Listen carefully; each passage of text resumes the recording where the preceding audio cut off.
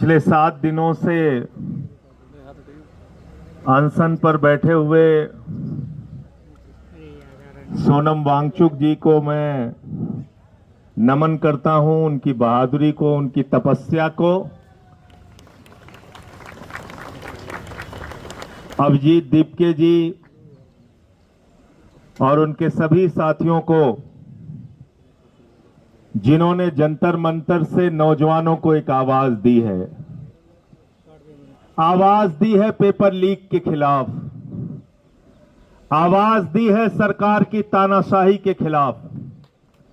और ये आवाज हिंदुस्तान के हर नौजवान को सुननी चाहिए, क्योंकि जब अभी मैं बातचीत कर रहा था तो मैंने सोनम जी से पूछा कि आपकी उम्र कितनी है, तो मुझसे कहने लगे कि 59 साल की हमारी उम्र है। 59 साल के सोनम वांगचुक अगर इस देश में पेपर लीक रोकने के लिए अनशन कर सकते हैं तो हिंदुस्तान के हर नौजवान को इनके समर्थन में खड़ा होना चाहिए। खड़ा होना चाहिए इनके समर्थन में, इसलिए कि पीर पर्वत बन चुकी है, अब पिघलनी चाहिए।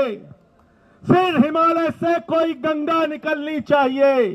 सिर्फ हंगामा खड़ा करना मेरा मकसद नहीं, मेरी कोशिश है कि ये सूरत बदलनी चाहिए। और मेरे सीने में नहीं, मेरे सीने में नहीं तो तेरे सीने में सही हो कहीं भी आग, लेकिन आग जलनी चाहिए।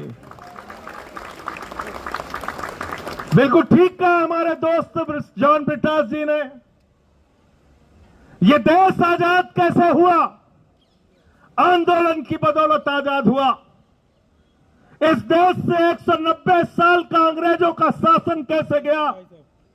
राष्ट्रपिता महात्मा गांधी के आंदोलन से गया, नेताजी सुभाष चंद्र बोस के आंदोलन से गया, शहीद आजम भगत सिंह की कुर्बानी से गया, शहीद सुखदेव, शहीद राजगुरु, शहीद अशफाकुल्ला, शहीद रोशन सिंह, शहीद राजेंद्र लड़ी और 16 साल के खुदीराम बोस ने जब फांसी के फंदे को चूमा तब ये मुल्क आजाद हुआ। ये मुल्क उन लोगों की बदौलत, याद नहीं, याद रखना, उन लोगों की बदौलत, उन लोगों की बदौलत ये मुल्क आजाद नहीं हुआ जो उस जमाने में अंग्रेजों की दलाली कर रहे थे। नाम ले लूंगा तो मुश्किल हो जाएगी, नाम ले लूंगा तो मुश्किल हो जाएगी। सदन में मुझसे कहने लगे वंदे मातरम पे बहस करो। मैंने कहा बेईमानो, 4 लोगों का नाम बताओ जो वंदे मातरम लगा के तुम्हारे पुरखे जेल गए थे। 4 के नाम बताओ।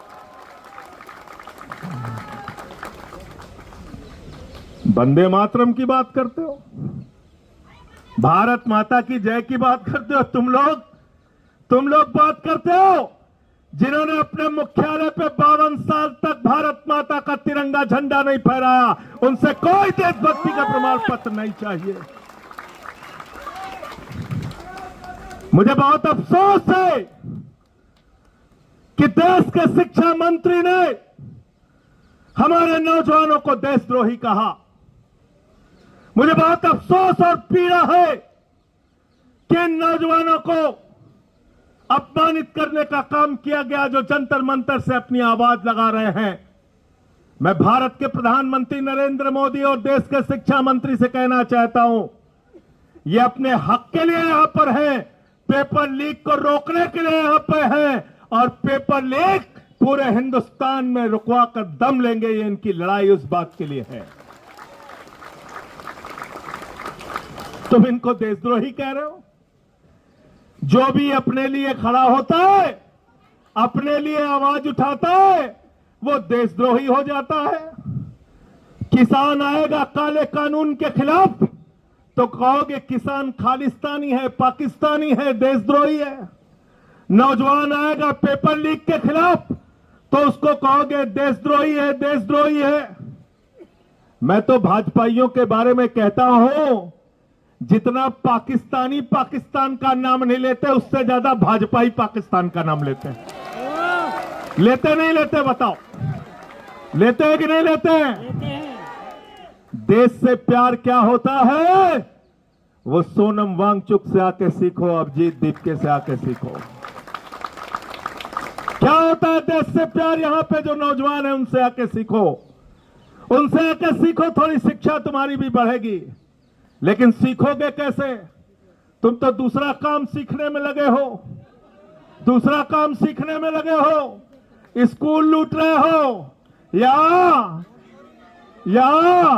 नौजवानों को 2 वक्त की खाने की रोटी नहीं मिल रही है, लेकिन तुम लोग स्कूल खा रहे हो, अस्पताल खा रहे हो, सड़क खा रहे हो, बिजली खा रहे हो, पानी खा रहे हो, हवाई जहाज खा रहे हो, समुद्री तट खा रहे हो, गैस खा रहे हो, कोयला खा रहे हो, पेपर खा रहे हो, और तो और प्रभु श्री राम का मंदिर भी खा रहे हो।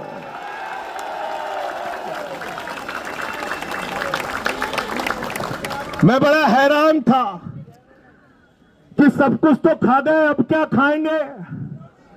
कोयला खा गए, गैस खा गए, बिजली खा गए, पानी खा गए, सड़क खा गए, पुल खा गए, जहाज खा गए, अब पेट्रोल खा रहे हैं, उसमें कह रहे हैं एथेनॉल मिला के गाड़ी खाएंगे। गाड़ी खा रहे हैं, स्कूटर खा रहे हैं, बस खा रहे हैं। मैं सोच रहा था सब खा गए, अब क्या खाएंगे?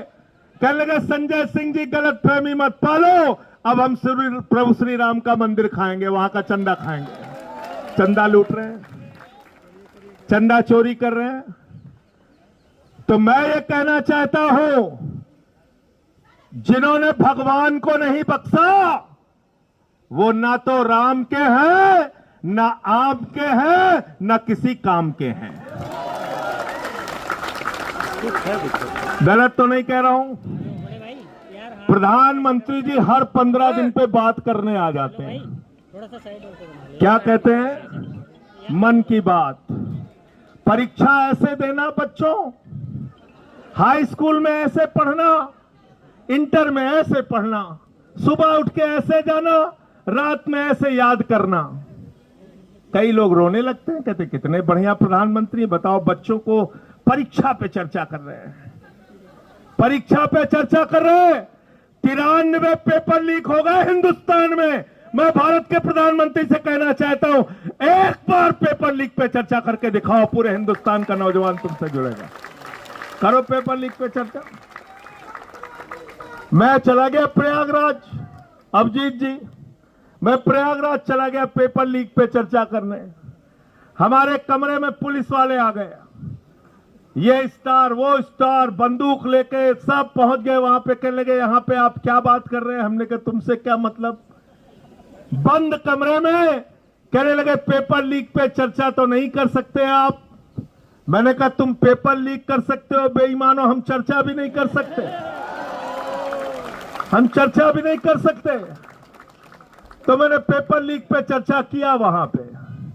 और जो पेपर लीक पूरे हिंदुस्तान में हुआ है, तो हमसे कई बार लोग पूछते हैं कि आप लोग बीजेपी वालों को क्यों दोषी ठहराते हैं, मोदी जी को क्यों दोषी ठहराते हैं, शिक्षा मंत्री को क्यों दोषी ठहराते हैं?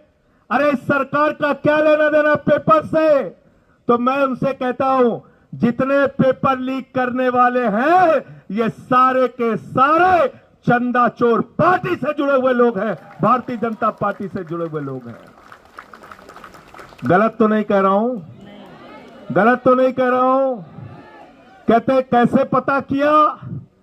हमने कहा बेईमानों, नीट का पेपर लीक जब हुआ था पहली बार, तुमने जिन लोगों को गिरफ्तार किया था वो सब के सब बरी हो गए। कैसे बरी हो गए? पता चला सीबीआई ने समय पे चार्जशीट नहीं दाखिल की थी। गलत तो नहीं बोल रहा हूं? गलत तो नहीं बोल रहा हूं?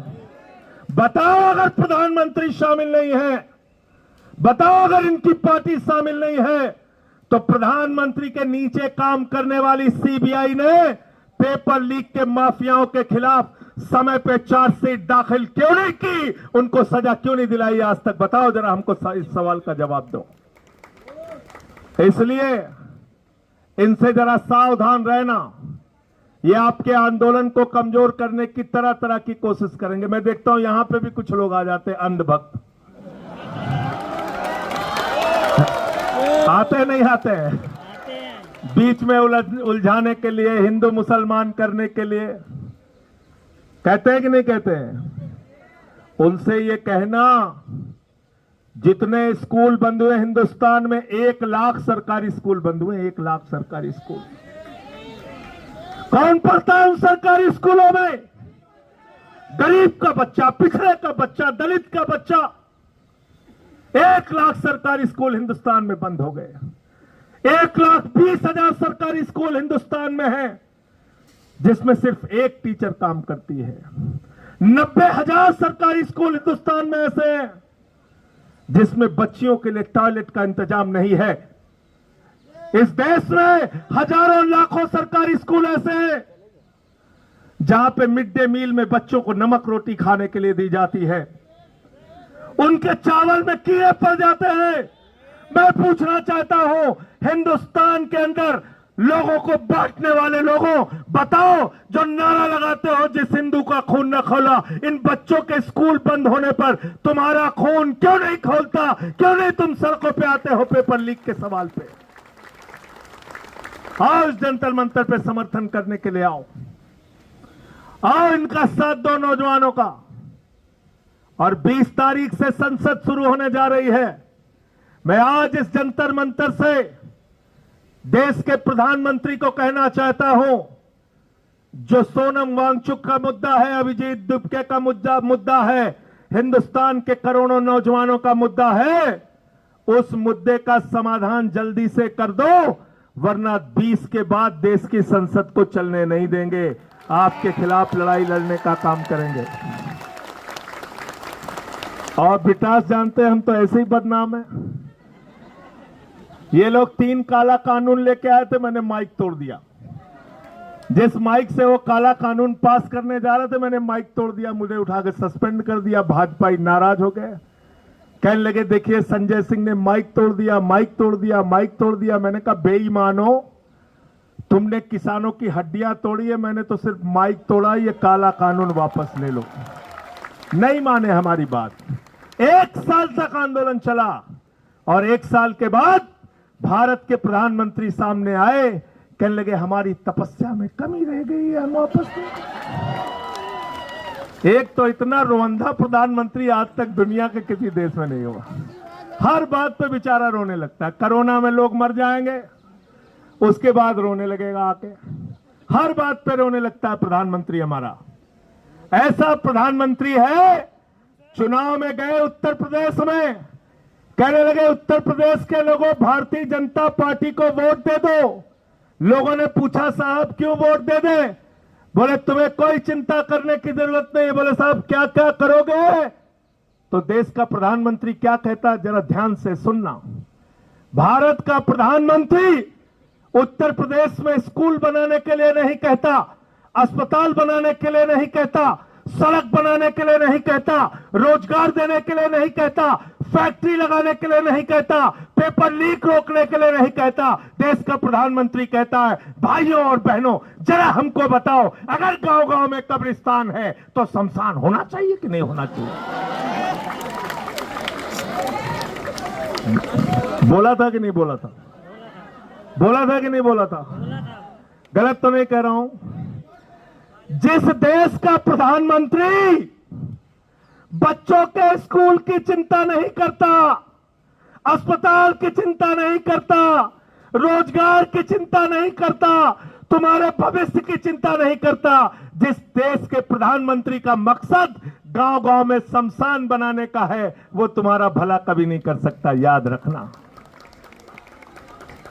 अब उसके चेले हैं, कहते हैं विश्व गुरु है, 56 इंच का इनका सीना है। मैंने कहा भाई 56 इंच का इंसान का सीना नहीं होता, जानवरों का हो सकता है। ये पहले कहना बंद करो, ऐसे प्रधानमंत्री का अपमान मत करो, ये गलत बात है। अब हमें गधे घोड़े का नापना पड़ेगा कितने इंच का सीना होता है। कहने लगे 56 इंच का, 56 इंच का। अब रोज ट्रंप डांटता रहता है, रोज डांटता रहता है, कहता रूस से तेल मत खरीदना। बोले जी हुजूर।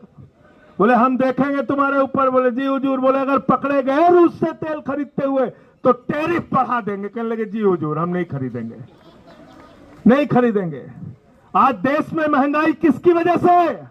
स्टेट ऑफ हॉर्मोज से जहां से 50% तुम्हारा कच्चा तेल और 60% गैस आती थी, वो स्टेट ऑफ हॉर्मोज क्यों बंद हुआ? देश के प्रधानमंत्री की गलत नीतियों के कारण। इनको कहीं भी मेडल के लिए बुला लो, चले जाएंगे। मैं तो कह रहा हूं अभिजीत दीपके को सीजेपी के तरफ से एक मेडल प्रधानमंत्री के लिए घोषित कर दो, देखो जंतर मंतर पे भी आ जाएगा।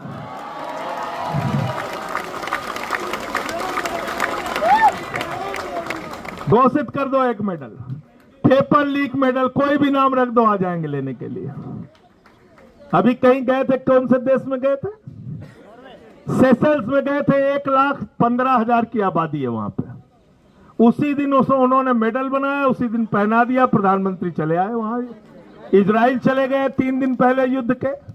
तो भारत के प्रधानमंत्री, उनको पूरी दुनिया में घूम घूम के चिंता है। देश में हिंदू मुसलमान करके लोगों को बांटने की चिंता है। देश के अंदर नफरत फैला के अपने वोट की राजनीति करने की चिंता है। लेकिन पेपर लीक कैसे खत्म हो, इस बात की चिंता अगर प्रधानमंत्री को नहीं है, तो मैं पूरे देश के नौजवानों को आह्वान करना चाहता हूं फिर से एक बार कि एक तरफ 59 साल के हमारे सोनम वांगचुक हैं और दूसरी तरफ हमारा ये भाई, ये नौजवान साथी अभिजीत दीपके हैं। इनके कंधे से कंधा मिलाने के लिए आओ। हमारा ये रंगा भाई है, इनके साथ दो। हमारे एक एक जितने भी साथी हैं इस जंतर मंतर के आंदोलन में, मैं सर झुका के आप सबको नमन करता हूं, आपके हौसले को नमन करता हूं और यकीन दिलाना चाहता हूं कि सिर्फ बातों में यकीन मत रखना। यहां पे बहुत सारे लोग आएंगे, बोलेंगे और चले जाएंगे, लेकिन हम आपके लिए करते क्या है उसके ऊपर पूरी नजर रखना। अगर संसद चली और हमारी और जॉन ब्रिटास की आवाज वहां पर सुनाई नहीं दी, तो सवाल हमसे भी करना, और जो लोग आके यहां पर बड़ी बड़ी बातें करेंगे, सवाल उनसे भी करना। वो शख्सियत आपके बीच में है सोनम वांगचुक जी, जिन्होंने लद्दाख के अधिकारों के लिए लड़ाई लड़ी। हम लोगों की फोन पे उस समय कई बार बातें होती थी। 16 दिन का अनशन इन्होंने किया, 21 दिन का अनशन इन्होंने किया, कई 100 किलोमीटर की पदयात्रा इन्होंने की। आप लोगों ने कई देश के कई हिस्सों में जाके आंदोलन किया, नौजवानों की आवाज उठाई। इस आवाज को कमजोर मत होने देना। आपके सिर्फ जंतर मंतर पर बैठने से पूरी सत्ता कहीं ना कहीं हड़बड़ाई, बौखलाई और डरी हुई है। और डरपोक लोग ये सिर्फ पुलिस के भरोसे अपनी छाती चौड़ी करके घूमते हैं। मैं पुलिस के जवानों से भी कहना चाहता हूं, हमारे बीच में हरेंद्र यादव हैं, यहाँ पे हरेंद्र यादव जी हैं और हमारे साथी हैं। ये सेना में इन्होंने कई वर्षों तक भारत की सेवा की है। मैं आप लोगों से भी कहना चाहता हूं, पुलिस के जवानों से, मैं पुलिस के अधिकारियों से भी कहना चाहता हूं, तुम्हारे बच्चे भी पेपर लीक से परेशान हैं। तुम्हारे बच्चों का भी पेपर लीक होता है। अगर सरकार डंडा मारने को कहे तो डंडा सड़क पे चला के तोड़ देना, बच्चों के ऊपर मत चलाना। ऐसा किया था, एक जमाने में किया था, जब इस देश में आपातकाल लगा था, तो उसके खिलाफ जब नौजवानों ने आंदोलन किया था तो पुलिस के लिए नारा लगता था, ये अंदर की बात है पुलिस हमारे।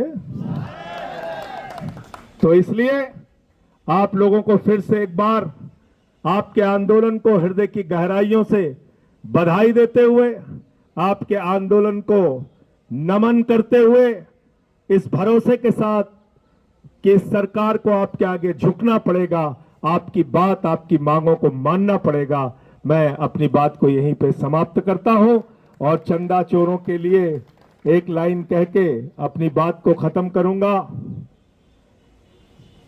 कि ये अमन बिक रहा है, चमन बिक रहा है। अमन बिक रहा है, चमन बिक रहा है, गरीबों के तन का कफन बिक रहा है, बाजारों में राधा का तन बिक रहा है। यारो बुरा न मानो तो कह दो, इन बेईमानों के हाथों वतन बिक रहा है, इन बेईमानों के हाथों वतन बिक रहा है। इस वतन का सौदा करने वाले लोगों से आपको ये लड़ाई लड़नी है। और पीछे से कोई एक गीत के लिए बात कर रहे थे, एक गीत कह के अपनी बात खत्म करूंगा।